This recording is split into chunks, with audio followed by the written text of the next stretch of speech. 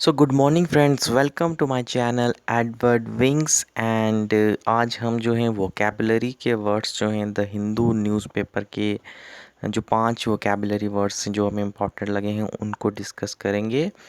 तो आइए डिस्कस करते हैं। तो स्टार्ट करते हैं पहले वर्ड से। हमारा पहला वर्ड है वो है बनोमी। बोहिमिया मत पढ़ना इसको, इट्स नॉट बोहिमिया। तो पहला वर्ड है बनोमी। बनोमी का मतलब होता है खुश मिजाज स्वभाव वाला, या फिर हम कहते हैं जो हंसता खेलता रहे एक दूसरे के साथ। होता है ना, कईयों का नेचर होता है, कईयों का नेचर होता है गुस्सा, अकड़ू, अकड़ेल बन के रहने वाला। एक नेचर होता है लोगों का खुश रहते हैं, दूसरों को भी खुश रहते हैं। तो वो जो खुश मिजाज जो स्वभाव होता है किसी का, जिसको हम अच्छा स्वभाव भी कहते हैं, उसे हम कहते हैं बानोमी। ठीक है, बानोमी नेचर। सिनोनिम्स आगे इसके वो हैं एफर्डेबिलिटी, एमिएबिलिटी, फ्रेंडलीनेस, कोआर्डिलिटी या फिर चीयरफुलनेस। ये सारे इसके सिनोनिम्स आ जाएंगे। और एंटोनिम्स में जैसा मैंने कि आपको कहा कि गुस्से में रहने वाला, मुंह चुड़ा कर रहने वाला, जो होंगे ये सारे इसके एंटोनिम्स में आ जाएंगे। जैसे कि एनमाइटी, हॉस्टिलिटी, बैड, बैड ब्लड या फिर एनिमोसिटी। ठीक है, तो इन सब का मतलब हो जाएगा दुश्मनी, शत्रुता या फिर बैर करने वाले एक दूसरे से। सेंटेंस के तौर पर यूज़ करना तो हम कहेंगे कि Sushant Singh Rajput was the person full of bonhomie and kindness. ठीक है, कि सुशांत सिंह राजपूत हमारे जो एम एस धोनी थे, मूवी में जो बने थे एम एस धोनी, हमारे बीच अब नहीं रहे हैं, दुख की बात है। लेकिन उनके ऊपर सेंटेंस था कि वो जब थे तो वो एक बनामी नेचर के थे, यानी खुश मिजाज नेचर के बंदे थे, और हमेशा हंसते रहते थे, दूसरों को भी हंसाते रहते थे, और बहुत काइंड भी थे। ठीक है, दयालु भी थे। सेकंड जो वर्ड है आज का वो है सेकंड वर्ड है स्कर्ज। ठीक है, स्कर्ज का मतलब होता है अभिशाप। अभिशाप, विपत्ति, सज़ा, मुसीबत, आफत, बला या बवाल। ठीक है, मैंने आपको हर वक्त यही कहा है कि इंग्लिश का जो वर्ड है उसका ऐसा नहीं है कि एक ही मतलब होता है। एक इंग्लिश के वर्ड के कई मतलब होते हैं, और स्कर्ज हमारे सामने उसकी एग्जाम्पल है, जिसके काफ़ी सारे मतलब बनने को आते हैं। अभिशाप हो गया, अभिशाप तो कहते हैं कि आप किसी को, जैसे आपने कर्ज दे रखा है, ठीक है, वो आपका अभिशाप है। विपत्ति आ गई, प्रॉब्लम, सज़ा आ गई, पनिशमेंट, मुसीबत अगेन प्रॉब्लम, आफत, बवाल, ये सब प्रॉब्लम्स की बातें आ गई। सिनोनिम्स आ गए इसके कर्ज, बेन, रेवेग, एफ्लिक्शन, थ्रेट और टेरर। ठीक है, ये सारे किसके वर्ड आ गए? स्कर्ज के।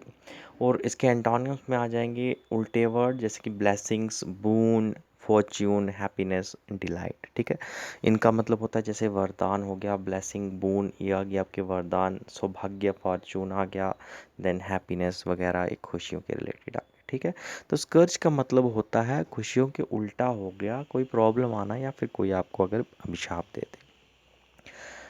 सेंटेंस देखना तो हम कहेंगे कि corona virus is a scourge for the whole world, precaution is the only way to escape from it. ठीक है, तो कोरोना वायरस जो है वो पूरी दुनिया के लिए, ना कि सिर्फ आपके लिए, मेरे लिए या फिर हमारी स्टेट या कंट्री के लिए, बल्कि पूरी वर्ल्ड के लिए जो है कोरोना वायरस जो है एक स्कर्ज है। अब कहेंगे हम कि एक अभिशाप है, एक प्रॉब्लम है।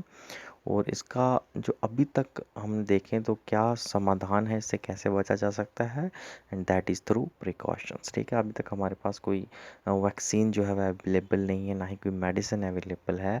कुछ लोग क्लेम ज़रूर करते हैं, लेकिन अभी तक हम कहेंगे कि एफिकेसी उसकी प्रूव हो चुकी है, तो ऐसा बिल्कुल भी नहीं है। रशिया ने भी 2-3 दिन पहले आई थिंक लॉन्च की है, but we don't know the efficacy of that vaccine. So अभी हम कुछ भी नहीं कह सकते। उस वैक्सीन के डोसेज जो हैं जब पॉपुलेशन को दिए जाएंगे लार्ज स्केल पर, और उसके बाद कुछ हफ्ते तक जब उनको ऑब्ज़र्व किया जाएगा, तब उन हफ्तों की ऑब्जर्वेशन के बाद अगर उसके अच्छे रिजल्ट्स आते हैं, तब हम कह सकते हैं कि वो इफ़ेक्टिव वैक्सीन है। लेकिन अभी तक फ़िलहाल हम कुछ नहीं कह सकते, क्योंकि अभी तक तो उनकी प्रोडक्शन भी स्टार्ट नहीं हुई है। ठीक है, सितंबर में जाकर शायद उन्होंने प्रोडक्शन स्टार्ट करनी है, उसके बाद वो लोगों को अवेलेबल करवाएंगे, देन उसके बाद जो है उनकी एफिकेसी जो है उसको ऑब्ज़र्व किया जाएगा, तो तब जाकर देखा जाएगा कि कितनी वो जो है अच्छी है या नहीं है।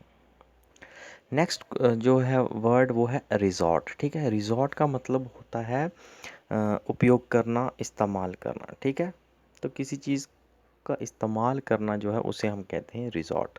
सिनोनिम्स में आगे use, utilize, employ, mobilize, exercise, apply या फिर wield।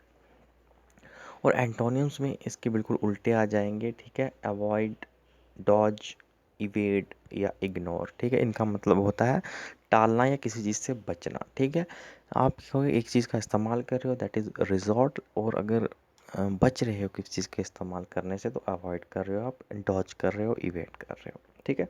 सेंटेंस के तौर पर यूज़ करना हो तो हम कहेंगे कि don't resort to alcohol to relieve your stress, ठीक है। तो हम कहेंगे कि अगर आपको भाई साहब स्ट्रेस है तो ऐसा नहीं है कि स्ट्रेस दूर करने के लिए आप सिर्फ अल्कोहल का ही इस्तेमाल करें, यानी अल्कोहल को ही रिजॉर्ट करें। आपके पास और भी बहुत अल्टरनेटिव्स होते हैं स्ट्रेस को दूर करने के।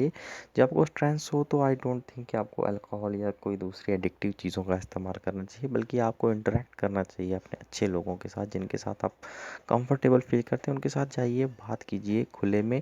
फैमिली हैं, आपके फ्रेंड्स हैं, गर्लफ्रेंड है या बीवी व बच्चे जो भी हैं, जिनके साथ आप कंफर्टेबल फील करते हो। अगर आपको स्ट्रेस है तो आप उनके साथ जाके अपनी बात शेयर कीजिए, वो आपको प्रॉब्लम्स का सलूशन भी देंगे। और आई थिंक ऐसा करने से भी आपका स्ट्रेस जो है वो दूर हो सकता है। तो ज़रूरी नहीं है आप शराब का इस्तेमाल करें। तो इन्होंने भी सेम ही कही है कि स्ट्रेस को दूर करने के लिए ऐसा नहीं है कि शराब का ही इस्तेमाल करें, और कुछ है उसका इस्तेमाल करें। यहाँ पर एक वर्ड आया है रिलीव, ठीक है। रिलीव का मतलब होता है कम करना, ठीक है। रिलीव योर स्ट्रेस का मतलब है यानी स्ट्रेस कम करने के लिए, स्ट्रेस दूर करने के लिए अल्कोहल का रिजॉर्ट यही यानी इस्तेमाल नहीं करना चाहिए। नेक्स्ट वर्ड जो है वो है ओडियम, ठीक है। तो पोडिया का एक पोडियम होता है, यहाँ पर ओडियम है, ठीक है। ओडियम का मतलब होता है बेटा घृणा, नफरत या फिर विद्वेष। विद्वेष तो छोड़िए, आप सीधा कहें तो ओडियम का मतलब होता है किसी से नफरत करना, ठीक है। कुछ अच्छे लगते हैं हमें, कुछ बुरे इंसान लगते हैं। जो अच्छे लगते हैं उनसे हम प्यार करते हैं, जो बुरे लगते हैं हमें हम उनसे नफरत भी करते हैं, ठीक है। सिनोनिम्स आगे एबहॉरेंस, डेटिस्टेशन, एबोनिमेशन, हेट, डिसलाइक, एंटीपैथी, एनमाइटी और हॉस्टिलिटी, यानी शत्रुता के बाद रिलेटेड आ गया, दुश्मनी, नफरत करने वाली चीज़ें जो होगी, ठीक है। और एंटोनिम्स आ जाएंगे इसके उल्टे, जो कि प्यार के रिलेटेड हैं, जो कि केयर करने के रिलेटेड हैं, जैसे कि आपका लव, अफेक्शन, रिस्पेक्ट, रिगार्ड और ऑनर, ठीक है। ये सारे आपके इसके एंटोनिम्स आ जाएंगे। और सेंटेंस के तौर पर यूज़ करना तो हम कहेंगे कि because of an statement the actor is facing odium from the public, ठीक है। कि एक एक्टर था अच्छा भला, उसे लोग बहुत पसंद करते थे, लेकिन अचानक उसने एक ऐसा स्टेटमेंट दे दिया जो कि लोगों को अच्छा नहीं लगा, और लोग ओडियम करना स्टार्ट कर दिया। मीन्स लोग जो है उससे नफ़रत करना स्टार्ट करके। आपने देखा होगा अभी रिसेंट में बेंगलोर में जो है काफ़ी दंगे हुए हैं, आई थिंक 1-2 दिन पहले की बात है। वहाँ पर हुआ क्या कि एक एमएलए थे, तो एमएलए तो काफ़ी, एमएलए जो चुना गया है इट मीन्स लोग उसे पसंद तो करते ही हैं। एमएलए का कोई रिलेटिव था, आई थिंक उसने कुछ गंदा पोस्ट या डिटेरोरेटिव पोस्ट जो है किसी एक पर्टिकुलर रिलीजन को लेकर कर दिया, और उसकी वजह से क्या हुआ कि लोग अच्छे भले जिस एमएलए को पसंद करते थे उन्होंने जाकर एमएलए के घर तोड़ फोड़ की, देन उसके बाद पुलिस स्टेशन में तोड़ फोड़ की, काफ़ी गाड़ियाँ वगैरह भी जलाई। तो ये भी किसकी वजह से हो गया, आपकी एक एक्शन की वजह से, आपकी एक स्टेटमेंट की वजह से। लोग जो आपको अच्छे पसंद करते थे अचानक से आपकी तरफ नफरत फैलना शुरू हो गई। तो आखिरी वर्ड जो है आज का वो है ऑब्ट्यूज, ठीक है। ऑब्ट्यूज आई थिंक आपने जब एंगल्स पढ़े होंगे तो राइट एंगल, ऑब्ट्यूज एंगल वगैरह सब कुछ पढ़ा होगा, लेकिन ये वो वाला ऑब्ट्यूज नहीं है। ऑब्ट्यूज का मतलब यहाँ पर हम कहेंगे वो है बेवकूफ़, ठीक है। बेवकूफ़ इंसान मतलब समझ नहीं है जिससे, ठीक है, कुछ भी कर देता है, कुछ करना कुछ है, करना कुछ है और कर कुछ और देता है, तो उसे हम बेवकूफ़ कहते हैं, ऑब्ट्यूज़ कहते हैं। सिनोनिम्स जो हैं अगर इसके देखें तो सिनोनिम्स आगे dull, dense, stupid, mindless, unintelligent, dumbo, foolish, और या फिर इडियोटिक। ठीक है, तो ये सारे इसके सिनोनिम्स आ गए। और एंटोनिम्स में देखेंगे तो बिल्कुल उल्टे हो जाएंगे, जो कि बड़े स्मार्ट लोग होते हैं, बुद्धिमान लोग होते हैं, जैसे कि इंटेलिजेंट, वाइज, कीन, क्विक, शार्प और एक्यूट, ये सारे इसके एंटोनिम्स आ जाएंगे।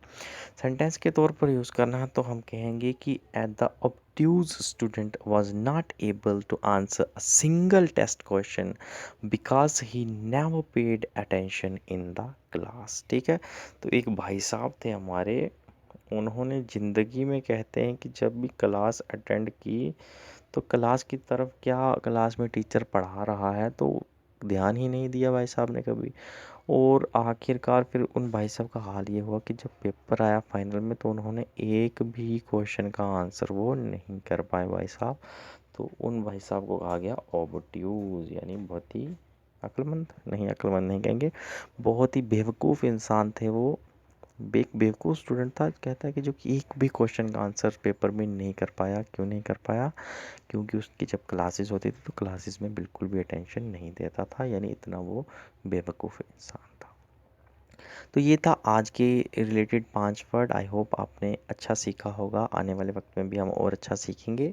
तो बने रहिए हमारे चैनल के साथ। अच्छा लगे कंटेंट तो चैनल सब्सक्राइब कीजिएगा, वीडियो को लाइक कीजिएगा, वीडियो को शेयर भी कीजिएगा।